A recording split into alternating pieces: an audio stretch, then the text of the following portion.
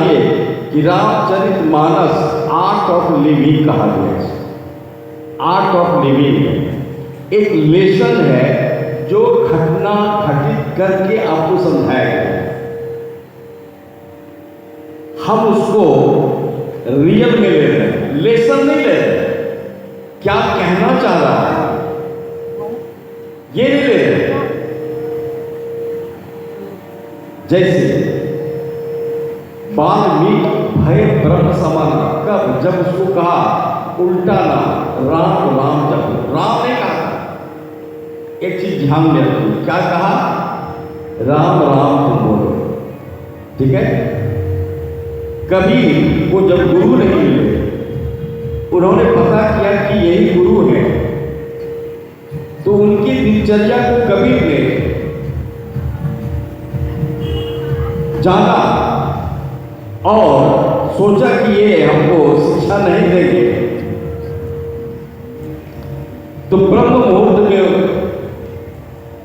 वो जाते थे स्नान करने के लिए, और कभी को ये पता चला ब्रह्म मुहूर्त में स्नान करने जाते। उस वक्त अंधेरा रहा, उस रास्ते पर कबीर सो गए,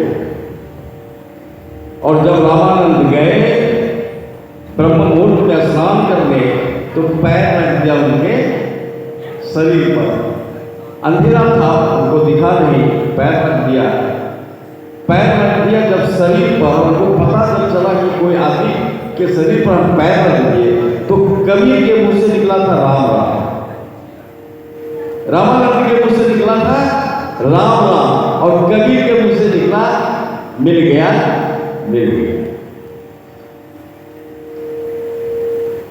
यहां रामानंद ने भी कहा राम राम, वहां नारद ने भी समझाया राम राम। आखिर ये राम राम दो शब्द है क्या? एक बार भी कह सकता था, पर बाबू दो बार क्यों कहा? अब देखिए इसका रहस्य क्या है। हमारा जो सनातन है और इसका मूल मंत्र 108 है, 108। राम और राम दोनों को जोड़िएगा 108 जुड़ जाएगा। र 25 पद है, आ का 2 पद है, आ 27 हो गया। अब र 27 पर है, आकार 2 पद है, अब मां 25 पद है। अब देखिए 27 और ये 25 और 2 27 कितना हुआ? 54। 2 बार राम कहा तो 54 और 54 कितना होता है? 108। इसको हम नहीं समझ पाए, इसको नहीं समझ पाए, और हम मानस की चर्चा ही नहीं करते, हम चरित्र की चर्चा करते हैं। जब वो जान रहे हैं, वो सब कुछ जान रहे हैं, he knows everything what's happening, बावजूद हमको एक लेसन देना चाहते हैं करके कि देखो अगर इस रास्ते चलोगे तो तुमको क्या क्या कष्ट भोगना पड़ेगा।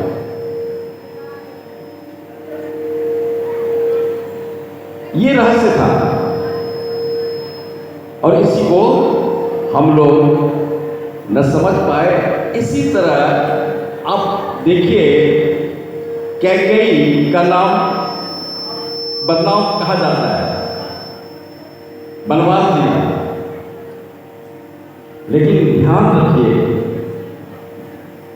कि जब वो उंगली से कैकेयी ने रक्त निकाल दिया था, तो राजा दशरथ इतने खुश हुए कि बोला वर मांगो तुमको जो मांगना है, 2 वर मांगो, आज हम इतने प्रसन्न हैं। ये चर्चा तो संत हम कर देते हैं कि राजा दशरथ ने वर दिया था, जिससे चलते को जाना पड़ा, लेकिन ये चर्चा हम नहीं कर पाते हैं कि जब बहुत उत्साहित होइए, बहुत खुश होइए, तो किसी को वचन बने उस वक्त, चूंकि वो एक्स्ट्रा एनर्जी, वो शांत हो जाए। जैसे अभी आपको ये कुछ कह दें, अब तुरंत हम लड़ जाते हैं, नहीं 24 घंटा रुको ना भाई, कब लड़ेंगे? कह दिया अच्छा कब लड़ेंगे, कब देखिएगा, चलो वैसे होता है। कहे वो नेगेटिव एनर्जी समझ सके कि बहुत खुश होइए राजा दशरथ की तरह तो किसी को वरना उस वक्त मत दीजिए बच्चा। ये सारा रहस्य हमारे जीवन में है जिसको हम समझ नहीं पाए। केवल उल्टा पुल्टा चीज जो है हमारे मस्तिष्क में आता है उसी को ग्राह्य करके हम उससे कुछ करते हैं।